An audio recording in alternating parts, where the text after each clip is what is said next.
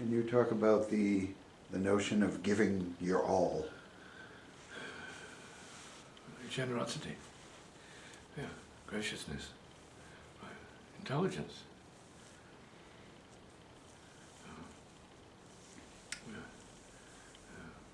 Being in the spirit of what it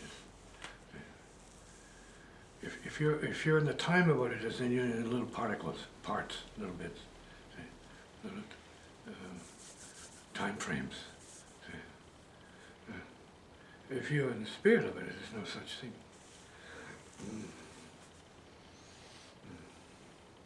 So one is about the quantity, and that's what I think the curse of music is about, the quantity.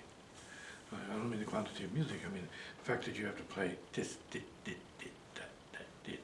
And because, it's your agreement to be used by the dit, dit, that of music, the mechanics of music, as representing you as what? So that's time. So people in the time world of music, and I choose not to be in the time world of music. Because I've been in the time where I was born playing the drums, so I had enough of time.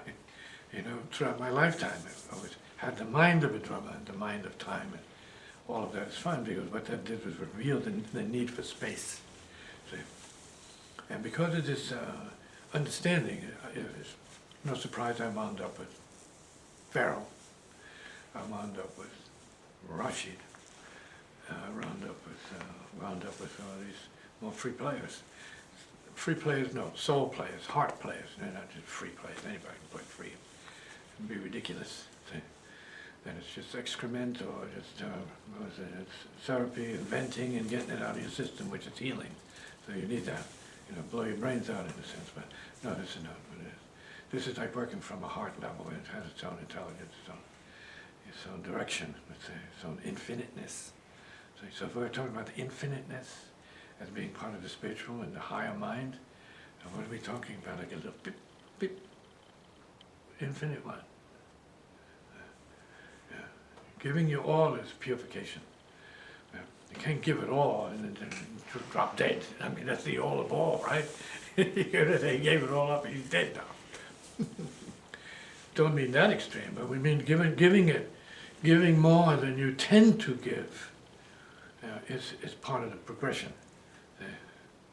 Being generous, extending it, taking people out of time and bringing them into the true nature of the universe, which is space, the infinite space, heart space. Play heart space if you can conceive of it. So would you say giving your all means giving from the heart? Well, giving from the heart is just giving from the heart. You got to give your all from the heart. So you say, well, I gave from the heart. What hey, he gave it from the heart. Amounted to nothing, like zero. Now, if you give from the heart, in a sense, well, you're crying and laughing and flying at the same time, so to speak. You're being a human. And your emotions are flying at that point, see? And you feel it. You're transcending your materialism and your time bondage, see? Your mind's bondage. See? Flying like an eagle, practically. Soulfully. See? And opening and sharing that through sound. And then that's maybe on the path to giving you all. When you give like that, are you concerned with the receiving or just the giving? There's nothing. It's just giving it. And then giving goes beyond itself. Because there's a theory out here that says, well, there's infinite intelligence. Well, who's using it? Where is it? Or does it show up as mathematics, right? Equations?